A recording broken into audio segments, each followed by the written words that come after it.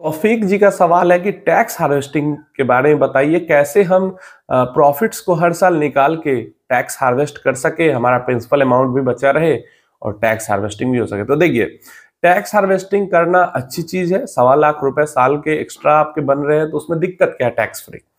लेकिन आप जैसा सोच रहे हैं टैक्स हार्वेस्टिंग वैसे नहीं होती है। ऐसा नहीं कि आप म्यूचुअल फंड पोर्टफोलियो में से सिर्फ प्रॉफिट अमाउंट विड्रॉ कर लोगे और इन्वेस्टेड अमाउंट इन्वेस्टेड रहेगा, ऐसा नहीं होगा। म्यूचुअल फंड से जितनी यूनिट्स विड्रॉ होंगी, उस यूनिट पे जो प्रॉफिट होगा और जो इन्वेस्टेड अमाउंट होगा वो साथ में विड्रॉ होगा। आप चाहे पैसे डाल के विड्रॉ करो या फिर यूनिट डाल के विड्रॉ करो, जिस भी टर्म्स में आप विड्रॉ कर रहे हो, विड्रॉल, इन्वेस्टेड अमाउंट और उस पर जनरेटेड प्रॉफिट दोनों होता है। तो कैसे हम टैक्स हार्वेस्टिंग करें? देखिए, टैक्स हार्वेस्टिंग आप ऐसे कर सकते हैं कि मान लो आपका पोर्टफोलियो है, आपके पोर्टफोलियो में मान लो 4 फंड है, ठीक है, और चारों फंड पे मान लो कि 1.25 लाख, 1.25 लाख, 1.25 लाख चारों फंड पे प्रॉफिट हुआ है आपके इन्वेस्टेड अमाउंट पे। तो इसमें आप कर सकते हो कि उसमें एक साल में उसमें से एक फंड को पूरा विड्रॉ कर दो, पूरा विड्रॉ कर दो, तो 1.25 लाख प्रॉफिट भी विड्रॉ होगा और साथ में इन्वेस्टेड अमाउंट भी विड्रॉ होगा। और फिर वापस जब पैसा आपके अकाउंट में आ जाए तो वापस उसको री इन्वेस्ट कर दो। ठीक है, तो इस तरीके से कर सकते हो। या फिर मान लो कि 4 फंड है और चारों फंड को मिला के टोटल पोर्टफोलियो पे ही सिर्फ 1.25 लाख का प्रॉफिट है, तो पूरा का पूरा पोर्टफोलियो विड्रॉल कर लो। मुझे करना पड़ा है कई बार, तो पूरा का पूरा पोर्टफोलियो विड्रॉ कर लो एंड देन उसको वापस री इन्वेस्ट कर दो 2-3 दिन बाद। तो ऐसे में आपका टैक्स फ्री हो जाएगा 1.25 लाख, लेकिन वापस से वो इन्वेस्टेड अमाउंट में चला जाएगा। ये जरूर है कि बार बार ये आप विड्रॉ करते हो, री इन्वेस्ट करते हो, तो इससे आपको एक्चुअल CAGR रिटर्न्स नहीं दिख पाएगा।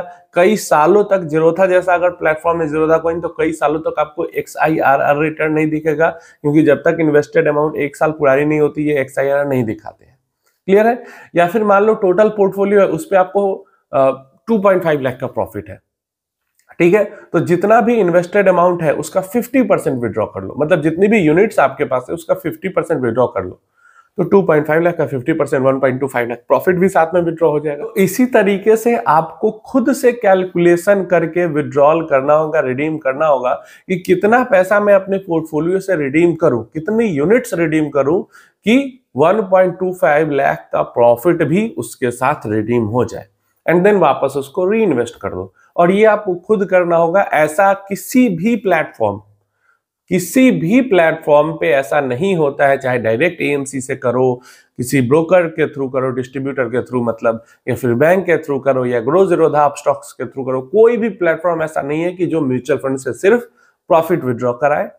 क्योंकि ऐसा इसलिए नहीं हो सकता कि मान लो आपने एक यूनिट परचेज की है, तो एक यूनिट परचेज करने में आपको मान लो 100 रुपए लगे हैं, तो वो 100 रुपए पे जो प्रॉफिट बन रहा है वो एक यूनिट पे ही बन रहा है। तो जब हम एक यूनिट या हाफ यूनिट विड्रॉ करेंगे तो हाफ यूनिट पे हमारा 50 रुपीज इन्वेस्टेड भी विड्रॉ हो जाएगा और साथ में उस एक यूनिट पे पूरा जो प्रॉफिट बना है उसका भी आधा विड्रॉ हो जाएगा।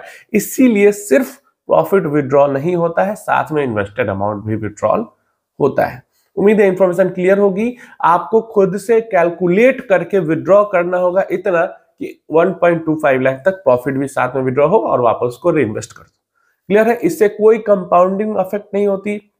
2-3 दिन के लिए पैसा इधर उधर घूमता रहता है, 2 दिन में आपका पैसा अकाउंट में आ जाता है और फिर वापस उसको री इन्वेस्ट कर देते। तो इससे बहुत ज्यादा कुछ फर्क नहीं पड़ता और ऐसा किया जा सकता है। और अगर नहीं करना चाहते तो उसमें भी कोई दिक्कत नहीं है। क्लियर है?